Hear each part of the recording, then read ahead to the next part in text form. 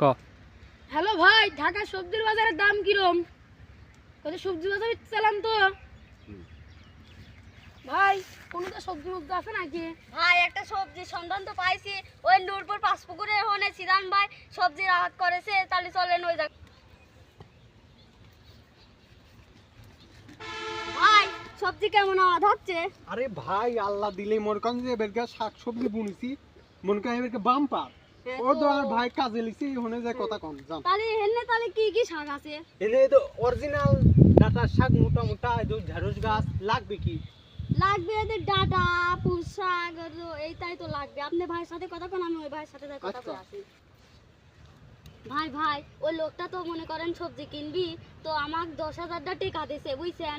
ওই হুনতে আমি 5,000 টাকাটা মারি দেবো, আর 5,000 টাকা দামের মনে করেন হেনে শাকসবজি দিবেন। ওই মহাজন জানে না এন ভাই। এই আপনি আবার কোন দিন দালাল মালাল উঠে আইছেন?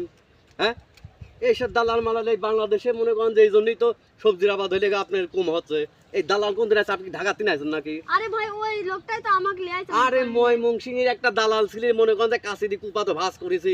আপনি কেমন মনে করেন যে ওই রকমই বলি দিবা লাগবে? তে মামার একটা কথা শুনে হ্যাঁ বলেন। হচ্ছে কি 10,000 টাকা তো মনে করে দিবি, 5,000 টাকা মায় দেবো, তাই তো? হ্যাঁ ইরে আল্লাহ, আপনি এখনই যাই মনে করেন যে মদের সাথে কথা কন।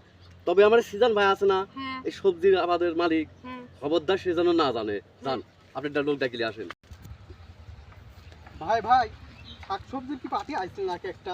আর ভাই একটা ঢাকাতে আইছিলি, দালাল আইছিলি বুঝছেন, ময়মনসিংহ তিন হচ্ছে আপনার লোক আইছিল না হ্যাঁ ওই পার্টি, ওই মনে করেন যে শাকের দাম কয় হচ্ছে 1,000 টাকা।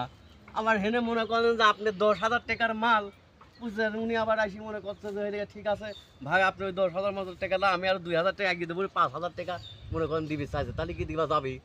না এই পাটি একবারেই ছোট ভাই আসলে করেন যে না এই দালাল মালা ও কুপা হাজ করে দিছিলেন, ওই দালালে কই কেস করে। ওই সেই কথাই তো করছি, মনে করেন যে আমার বাংলাদেশে মনে করেন যে এরকম সবজির আবাদ ধানের আবাদ মনে করেন যে বাংলাদেশ প্রধানমন্ত্রী তারেক রহমান ঘোষণা দিয়েছে যে দেশ বাঁচলে কৃষক বাঁচলে দেশ বাঁচবে। হ্যাঁ। তো মনে করেন যে এই বিষয় নিয়ে মনে করেন যে আমরা একটা মনে করেন যে করেছি।